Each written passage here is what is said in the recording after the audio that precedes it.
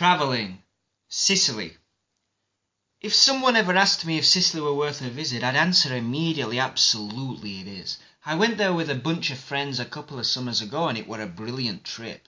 In my opinion, the very best places that you can visit in Sicily are the Aeolian Islands, Cefalù, Taormina, Mazzaro, Navali and Syracuse. The Aeolian Islands are a body of islands called Lipari, Salir and Vulcano.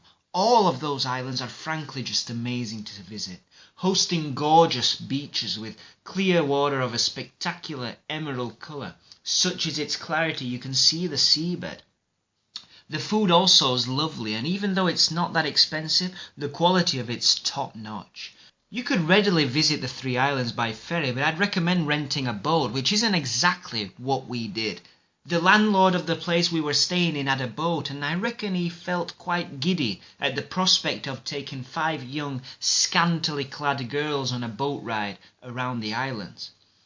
Italian men can be a bit weird, which brings me on rather nicely to my next point. Italian, or at least Sicilian men, can be quite tiresome, so you should definitely be wary if you're with your wives and girlfriends. One evening, me and the girls were having a few cocktails on a cute little terrace, and a few Italian guys wanted to come over and sit with us. We reluctantly let them, and well, big mistake. Big, huge. Thereafter it was as though we were in their possession, you know.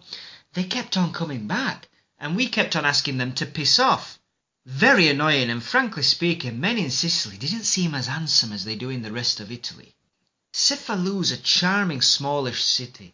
Sadly, I couldn't visit it when I did my trip there, but a lot of people told me before and have since that it is well worth a visit. Despite being a small town, many people are lured to its ancient fishing port, Norman cathedral and mind-blowing beaches year in, year out. The Mezzogiorno, usually including anything south of Napoli, is much poorer, and you can get a feel of the decadence there. You can sense the presence of the famed Mafia and wise guys. But the two small cities are poles apart from the rest of Sicily, Taormina and Mazzaro. Both are noticeably touristic cities, and all the buildings have been conserved in pristine condition, which you'd have some trouble finding elsewhere in Sicily. Indeed, Taormina reminded me of the north, much like Milan, with wealthy people dining in swanky, chic restaurants with the remarkable Greek theatre a stone's throw away. Whilst there we tried the famous granites, made with fresh fruit.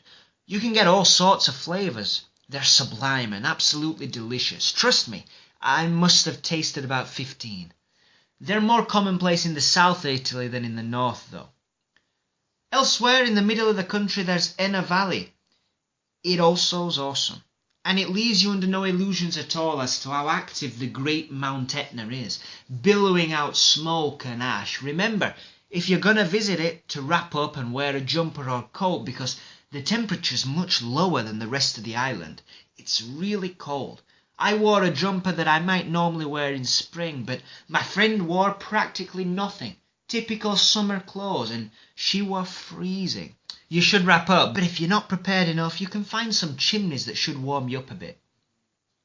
Finally, Syracuse is a small, cute fishing city in the southeastern coast, where the authentic charm of Sicily can be felt. It's not the most preserved city, but plenty of celebs dock their boats in this city to go and enjoy the food and the amicable people. Again, Mount Etna's never out of sight, but there's plenty more to see here, with its rich Greek history and monuments aplenty. Well, those are my recommendations if you visit Sicily.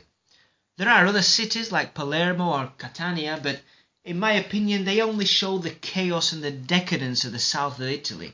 Thus, missing those cities isn't a bad thing.